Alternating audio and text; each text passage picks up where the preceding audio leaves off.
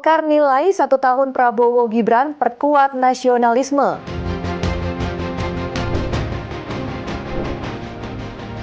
Serunya berkeliling menikmati keindahan Pulau Dewata dengan helikopter.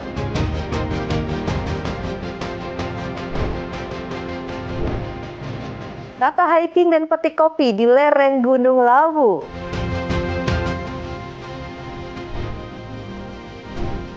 Halo, selamat malam pemirsa setia Berita Nasional TV. Senang sekali Berita Nasional Malam kembali hadir menyapa Anda.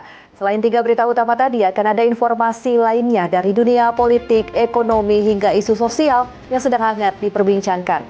Bersama saya, Restu Wulandari, inilah Berita Nasional Malam selengkapnya.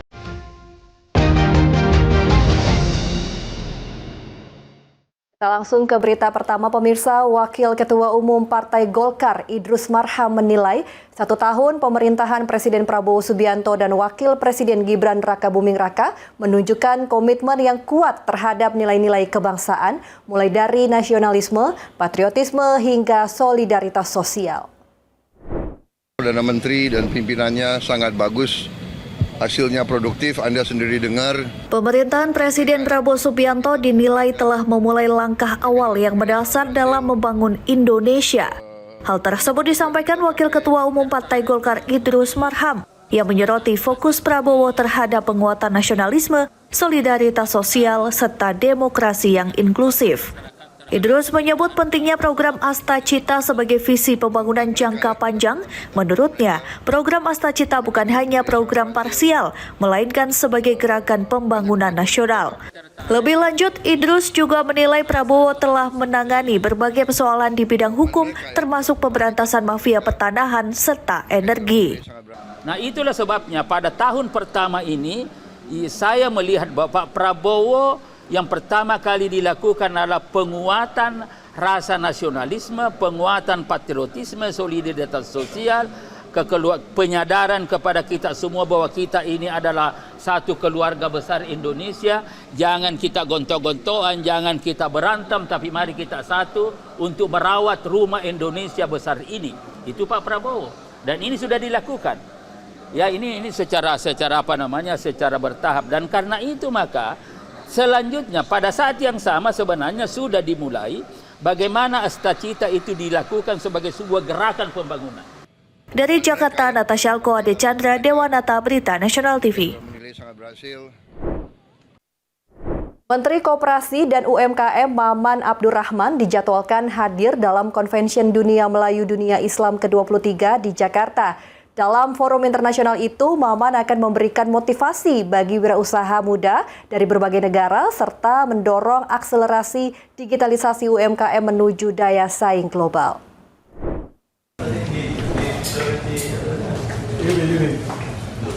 Convention Dunia Melayu Dunia Islam atau DMDI ke-23 akan digelar di Hotel Borobudur, Jakarta pada 24 Oktober 2025. Kegiatan ini merupakan ajang pertukaran gagasan antar pemuda muslim dari 23 negara, sekaligus wadah kolaborasi dalam pengembangan ekonomi umat Islam. Menteri Koperasi dan UMKM Maman Abdurrahman akan hadir sebagai pembicara, memberikan motivasi bagi entrepreneur muda serta memaparkan strategi digitalisasi UMKM Indonesia. Usai bertemu dengan Ketua Umum DMDI Indonesia yang juga Presiden Pemuda Masjid Dunia Said Aldi Al-Idrus, di kantor Kementerian Koperasi dan UMKM, Maman menyampaikan pentingnya pembinaan wirausaha muda sebagai bagian dari pembangunan ekonomi nasional berbasis kemandirian. Ini udah luar biasa, dan saya banyak tadi diskusi mengenai bagaimana AMPG ke depan akselerasi program dalam rangka untuk mendorong pembinaan pemuda-pemuda, kader-kader muda Partai Golkar, baik di internal dan juga pemuda-pemuda di seluruh Indonesia. Dan juga mengenai anak-anak muda harus bisa menjadi entrepreneur muda. Dan UMKM nanti melalui Bank Himbara juga akan memberikan KUR dan juga memberikan fasilitas-fasilitas agar anak-anak muda Indonesia tetap bersemangat membina daripada usaha-usahanya. Melalui partisipasi dalam forum internasional tersebut, pemerintah berharap posisi Indonesia semakin kuat sebagai pusat pengembangan ekonomi umat dan kewirausahaan muda di tingkat dunia. Dari Jakarta, Tim Liputan Berita Nasional TV. Tim gabungan dari Kementerian Lingkungan Hidup, TNI Polri, Bapeten, BRIN, Pemprov Banten, dan Pemkab Serang menggelar apel kesiapsiagaan penanganan kerawanan bahaya radioaktif. Apel digelar di Mapolsek Cikande, Serang, Banten. Apel ini merupakan bentuk kesiapan pemerintah dalam menghadapi kasus pencemaran radioaktif cesium-137 di kawasan industri modern Cikande. Apel kesiapsiagaan penanganan kerawanan bahaya radioaktif dipimpin langsung oleh Menteri Lingkungan Hidup Hanif Faisal Nurofik, didampingi Kapolda Banten Irjen Pol Hengki, Gubernur Banten Andra Soni, dan Bupati Serang Ratu Rahmatu Zakiah. Dalam apel tersebut, Menteri Hanif Faisal Nurofik langsung mengecek pasukan dan kelengkapan tim gabungan yang terlibat dalam penanganan radiasi radioaktif cesium-137. Dalam sambutannya, Menteri Lingkungan Hidup Hanif Faisal Nurofik menegaskan kasus pencemaran zat radioaktif cesium-137 telah naik ke tahap penyidikan. Kasus tersebut saat ini ditangani langsung oleh penyidik Bareskrim Polri. Peningkatan status dilakukan setelah pihak kepolisian melakukan serangkaian pemeriksaan terhadap sejumlah saksi dan temuan di lapangan. Pihaknya saat ini masih menelusuri sumber cemaran radioaktif yang diduga bersumber dari limbah besi atau kebocoran pelimpahan di sekitar kawasan industri. Upaya penelusuran sumber cesium-137 terus dilakukan secara masif dari dua sisi, yakni melalui pengawasan importasi skrap besi dan baja, serta kemungkinan kebocoran penggunaan cesium untuk kepentingan komersial. Kedua sisi ini saat ini sedang didalami oleh Bareskrim Polri. Pemerintah ingin menyelesaikan kasus cesium-137 ini dari semua sisi dengan secepat-cepatnya. Dari dekontaminasi, kita akan melakukan langsung dekontaminasi pada 10 titik yang teridentifikasi. Dalam waktu paling lama 1 bulan kita upayakan sambil melihat perkembangannya. Radiasi ini, dan alhamdulillah sudah berkali-kali melakukan rapat koordinasi sampai dengan rapat yang dipimpin langsung oleh Pak Menko, dan telah dipetakan penanganannya, dan alhamdulillah kemajuannya adalah kita sudah bisa memetakan wilayah-wilayah yang masuk zona merah, kemudian masuk zona kuning, dan kemudian antisipasi apa yang harus dilakukan juga sudah tersinergi. Gubernur Banten Andra Soni menghimbau warganya untuk tetap waspada terhadap dampak radiasi radioaktif dan segera berkoordinasi dengan puskesmas terdekat jika mengalami gejala akibat paparan radiasi. Langkah ini dilakukan untuk menjaga keselamatan masyarakat serta menghindari dampak lebih luas dari insiden pencemaran radioaktif di kawasan industri modern Cikande. Dari Serang, Banten, Tim Liputan Berita Nasional TV. Kita beralih ke informasi lain, pemirsa. Sat Narkoba Polres Cimahi menggerebek sebuah rumah yang dijadikan tempat produksi tembakau sintetis di kota Cimahi, Jawa Barat. Dari penggerebekan tersebut, polisi mengamankan 3 remaja, 1 diantaranya berstatus pelajar di salah satu SMA di kota Cimahi. Coba sama ininya, bahan bakunya. Tapi bahan bakunya kan nggak ada, Pak. Itu tembakaunya. Inilah detik-detik petugas Satres Narkoba Polres Cimahi membongkar sindikat pengedar tembakau sintetis di sebuah rumah di kawasan kota Cimahi, Jawa Barat. Dalam penggerebekan tersebut diamankan 3 pelaku yakni ABS, MNF, dan ALR. Tersangka ABS belajar meracik barang terlarang dari media sosial YouTube menghasilkan 100 gram tembakau sintetis siap edar dan dapat menghasilkan 10 juta rupiah untuk sekali habis bahan. Kapolres Cimahi AKBP Niko Adiputra mengatakan produksi tembakau sintetis dimulai sejak 3 bulan lalu. Untuk memperlancar peredaran tembakau sintetis itu, tersangka merekrut tersangka MNF yang berstatus pelajar bertugas untuk menempelkan di 20 titik. Tersangka MNF yang berstatus pelajar di salah satu SMA di kota Cimahi mengaku baru 1 bulan bertugas mengedarkan tembakau sintetis. Dari tugas menempelkan tembakau sintetis di 20 titik, ia mendapatkan upah sebesar Rp200.000. Terhadap yang bersangkutan ditemukan ada beberapa ratus gram terkait tembakau sintetis, yang mana si pelajar ini mempunyai tugas diberikan tembakau sintetis yang siap jadi kemudian untuk ditempelkan di beberapa lokasi, kurang lebih ada 20 titik. Atas perbuatannya, ketiga remaja tersebut dijerat dengan pasal 114 Undang-Undang Republik Indonesia nomor 35 tahun 2009 tentang narkotika dengan ancaman hukuman penjara minimal 5 tahun dan maksimal 20 tahun. Dari Kota Cimahi, Jawa Barat melaporkan. Rutan kelas 2B Serang menggelar inspeksi mendadak Senin dini hari. 618 tahanan diperiksa satu persatu dan puluhan barang ilegal berhasil diamankan. Sidak digelar setelah terungkap kasus peredaran narkoba yang melibatkan artis papan atas di Lapas Salemba. Direktorat Jenderal Pemasyarakatan Kementerian Hukum bersama tim gabungan TNI dan Polri melakukan inspeksi mendadak di Rutan kelas 2B Serang, Banten. Sidak digelar sebagai upaya pencegahan terhadap peredaran narkotika dan barang ilegal di dalam lembaga pemasyarakatan. Dari hasil pemeriksaan, petugas berhasil menemukan berbagai barang terlarang, diantaranya korek api, senjata tajam rakitan, parfum, hingga kettle listrik untuk pemanas air. Kita mengadakan razia ini,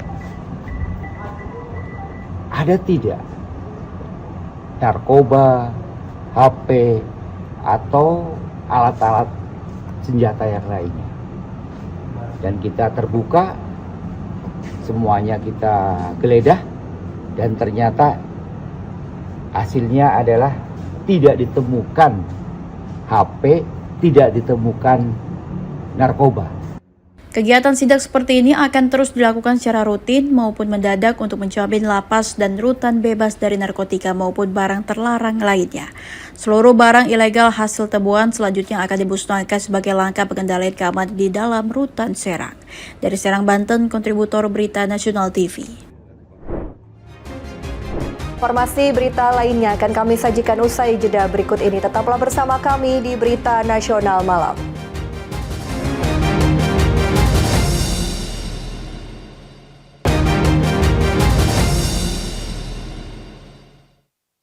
Anda kembali bersama kami di Berita Nasional Malam. Pemirsa, menikmati liburan panjang di Pulau Dewata, Bali, sejumlah wisata unik memanjakan para pelancong.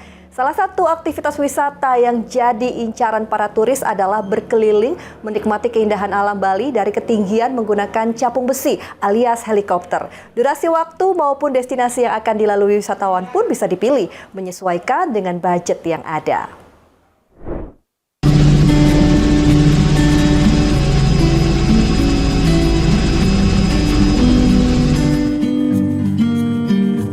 Ada banyak cara unik menikmati sensasi liburan di Bali pada liburan panjang kali ini. Salah satu pilihannya adalah wisata udara menggunakan capung besi alias helikopter. Dari sejumlah operator wisata udara yang menyediakan aktivitas wisata ini, salah satunya berada di kawasan Ungasan, Kuta Selatan, Badung. Sebelum menyaksikan keindahan Bali dari udara, wisatawan wajib mengikuti safety briefing terkait hal-hal yang harus diperhatikan saat naik turun maupun berada di dalam helikopter. Setelah dilakukan berbagai pengecekan, kini saatnya bersiap menikmati sensasi petualangan di udara. Saat ini, menuju helikopter, wisatawan harus mengikuti arahan petugas untuk berjalan di area yang aman. Setelah berada di dalam helikopter, tidak lupa diwajibkan menggunakan sabuk pengaman serta headset untuk meredam suara bising mesin, sekaligus memudahkan komunikasi antar penumpang dengan pilot. Ketika baling-baling berputar semakin kencang, inilah waktunya menikmati keindahan Bali dari ketinggian sekitar 1000 meter. Rasa was-was saat helikopter mulai take off seketika terbayarkan dengan keindahan alam yang terbentang di depan mata. Dari atas helikopter, wisatawan disuguhi keindahan sejumlah destinasi wisata di kawasan Badung Selatan. Petualangan di udara dimulai dari menyaksikan patung Garuda Wisnu Kencana yang tingginya mencapai 121 meter. Helikopter kemudian berputar mengelilingi kawasan Jimbaran Pura Uluwatu, Pantai Nyanyang, dan diakhiri terbang rendah saat melintasi di sekitar Pantai Melati.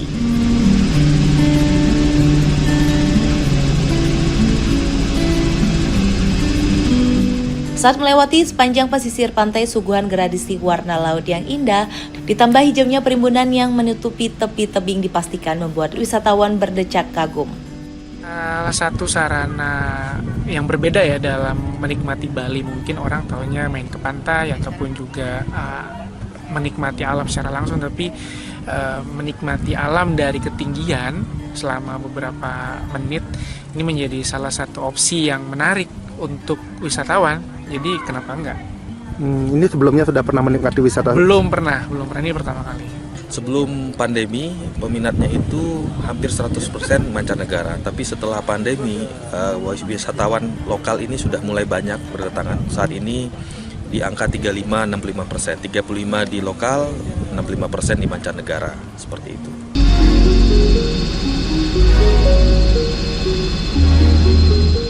Perjalanan wisata menggunakan capung besi berdurasi selama 12 menit tersebut dipastikan menjadi pengalaman yang tak terlupakan bagi wisatawan. Untuk bisa menikmati aktivitas wisata semacam ini, biayanya bervariasi, mulai dari Rp6,9 juta per 4 penumpang untuk durasi terbang selama 12 menit. Jika ingin terbang lebih lama, maka tarifnya Rp39 juta per 6 penumpang dengan durasi terbang 70 menit. Selama ini paket tur berkeliling di kawasan Badung Selatan inilah yang paling sering disewa oleh wisatawan. Selain paket tersebut juga tersedia paket wisata berkeliling melihat kemegahan Gunung Agung, Gunung Abang, dan Gunung Batur. Paket wisata berdurasi 22 menit di udara ini dibanderol dengan tarif Rp3,9 juta per orang atau Rp15,6 juta untuk 4 wisatawan. Jika ingin menikmati keindahan Pulau Dewata dengan cara yang berbeda, mungkin aktivitas wisata satu ini bisa jadi pilihannya. Dari Bali, Bagus Raditya, Berita Nasional TV.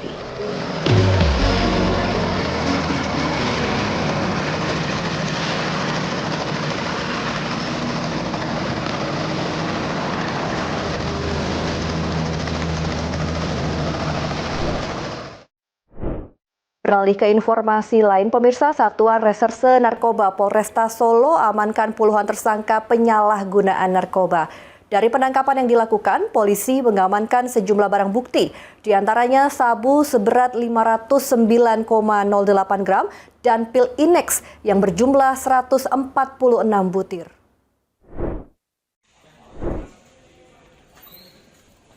Inilah para tersangka penyalahgunaan narkoba yang berhasil diringkus Sat Narkoba Polresta Solo. Para tersangka dikeler ke Polresta Solo setelah sebelumnya ditangkap di beberapa lokasi berbeda.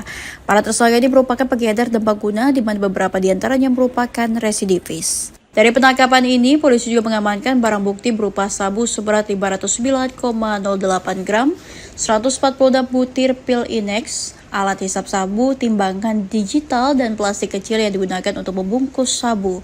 Kasat Narkoba Polresta Solo Kompol Arfian mengatakan bahwa dalam ungkap kasus ini pihaknya mendapat 54 laporan yang masuk dan kemudian dilakukan penindakan hingga akhirnya mengamankan para tersangka yang jumlah totalnya mencapai 75 tersangka. Kemudian untuk tersangkanya 75 totalnya, kemudian jumlah BB, sabu sebanyak 559,08 gram, kemudian Inex 146 butir. Kini aparat kepolisian masih melakukan pendalaman dengan memeriksa para tersangka untuk bisa mengungkap jaringan lainnya. Polresta Solo akan terus berkomitmen melakukan penegakan hukum yang tegas terhadap jaringan pengedar narkoba, sekaligus melakukan langkah-langkah pencegahan di masyarakat. Dari Solo, Jawa Tengah, Raditya Hermansyah. Masih soal narkoba, pemirsa, tim Buser Satres Narkoba Polres Pasuruan, Jawa Timur menggerebek rumah pengedar sabu. Penggerebekan diwarnai adu mulut antara petugas dengan orang yang mengaku perangkat desa.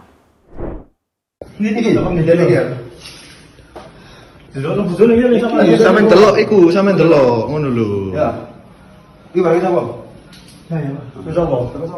Usai diamankan di Jalan Rumah MY di Desa Jarat, Kecamatan Gempol, Kabupaten Pasuruan, Jawa Timur digerebek polisi. Saat digeledah, salah satu orang mengaku perangkat desa berusaha menghalang-halangi polisi, bahkan sempat menanyakan surat perintah dan mengancam akan mendatangkan massa hingga mengepung petugas. Adu mulut pun terjadi di antara polisi dengan orang yang mengaku sebagai perangkat desa. Namun, setelah ditemukan sabu di jaket pelaku, akhirnya perangkat desa pun sadar.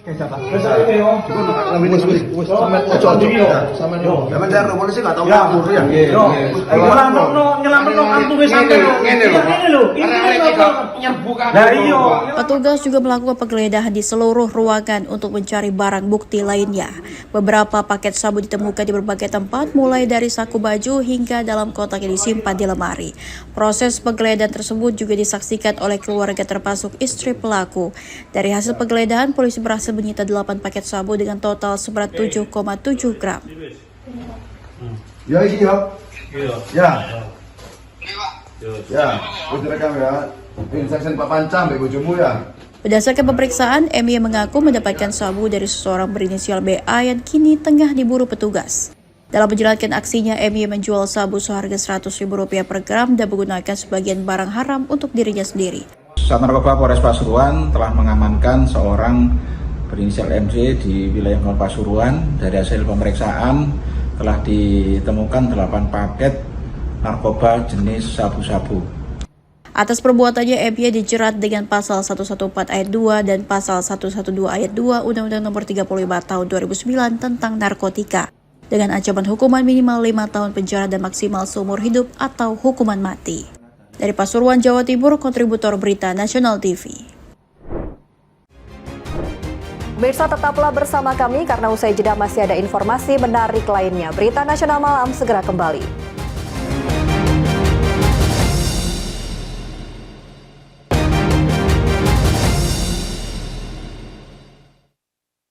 Terima kasih Anda masih bersama kami di Berita Nasional Malam. Pemirsa, salah satu kedai kopi di Karanganyar, Jawa Tengah memberikan pengalaman unik bagi para pengunjungnya. Ya, mereka mengajak pengunjung hiking sampai ke kebun kopi.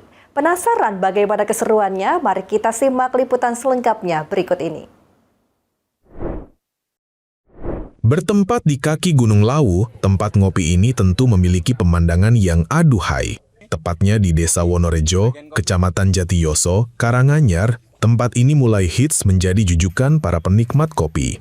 Selain menyajikan kopi, pemilik Lawu Coffee juga mengajak para pengunjungnya untuk memiliki pengalaman memetik kopi yang ditanam di ladang setempat. Dari lokasi Lawu Coffee, mereka hiking sekitar 1 jam menit hingga tiba di kebun kopi. Selain wisata, mereka juga mendapat edukasi soal tanaman kopi dari petani sekitar. Biji kopi di Coffee Labu memang sebagian besar mereka pasok dari para petani tersebut. Usai memanen bersama, para pengunjung pun menyeduh kopi dan merasakan kenikmatannya sembari memandangi indah pemandangan kaki Gunung Lawu. Alhamdulillah udah sampai di kebun kopi setelah perjalanan 2 jam trekking sama anak-anak ya. Excited banget mereka ini ya, mulai metik pertama kali kopi, biar mereka tahu dari nanemnya, dari metiknya sampai nanti di roasting, dibikin. Pemilik tempat Lawu Coffee sengaja memberikan wisata edukasi tentang kopi khas Lawu kepada 50 orang peserta ini. Harapannya, kopi lokal tersebut tak kalah tenar dengan kopi-kopi yang sudah beredar. Saya kan basic petani ya, jadi harapan saya itu teman-teman desa kita nggak perlu lagi jauh-jauh merantau, nggak perlu lagi mobat-mabit ke sana kemari. Jadi cukup di rumah, banyak pekerjaan yang harus banyak opsi di rumah untuk melanjutkan cita-cita mereka seputar kopi. Jadi ada yang jadi prosesor, ada yang jadi kopi, ada yang mungkin cuma jualan kopinya dan lain sebagainya ke depannya. Di Jatiyoso, mayoritas petani menanam kopi jenis Arabica di ketinggian lebih dari 1.200 meter di atas permukaan laut. Untuk mendapat pengalaman ini, peserta hanya dikenai biaya Rp50.000 saja. Dengan banyaknya value yang didapat, tentu harga tersebut terlampau murah terutama bagi para penggemar kopi. Dari Karanganyar, Jawa Tengah, Tim Liputan Berita Nasional TV. Ya, berdalih digunakan untuk menjaga diri, seorang pria di Bandar Lampung ditangkap polisi lantaran kedapatan membawa senjata api jenis pistol lengkap dengan amunisinya. Dari pengakuan tersangka, pistol itu didapat dari orang tuanya yang kini masih buron. Tersangka Andika Pratama 32 tahun hanya bisa pasrah setelah ditangkap petugas unit Reskrim Polsek Kedaton, Kota Bandar Lampung lantaran nekat membawa senjata api jenis pistol lengkap dengan amunisinya. Warga Raja Basa, Bandar Lampung ini ditangkap saat berada tak jauh dari kediamannya beberapa waktu lalu. Saat itu polisi yang sedang berpatroli di daerah rawan pada malam hari berpapasan dengan tersangka yang gerak-geriknya mencurigakan. Saat didekati polisi, tersangka sempat berusaha menghindar. Polisi kemudian melakukan pemeriksaan dan mendapati sepucuk pistol berisi 4 butir peluru aktif yang diselipkan tersangka di bagian pinggang celana. Dari hasil penyelidikan polisi, tersangka berdalih membawa senjata api itu untuk menjaga diri. Bahkan dia mengaku pistol otomatis jenis FN pabrikan Turki itu merupakan milik orang tuanya yang kini masih buron.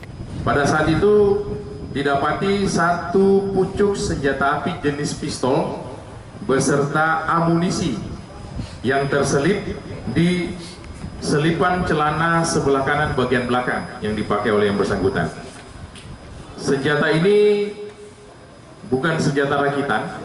Saat ini polisi masih memburu orang tua tersangka yang diakui pemilik senjata api tersebut. Tersangka pun bakal dijerat dengan pasal 1 Undang-Undang Darurat tahun 1951 tentang kepemilikan senjata api tidak hak di muka umum serta terancam hukuman pidana selama 10 tahun kurungan penjara. Dari Bandar Lampung, kontributor Berita Nasional TV. Ya pemirsa, demikian Berita Nasional Malam telah menemani Anda. Saya Restu Wulandari beserta kru yang bertugas pamit undur diri. Selamat malam dan selamat beristirahat. Sampai jumpa.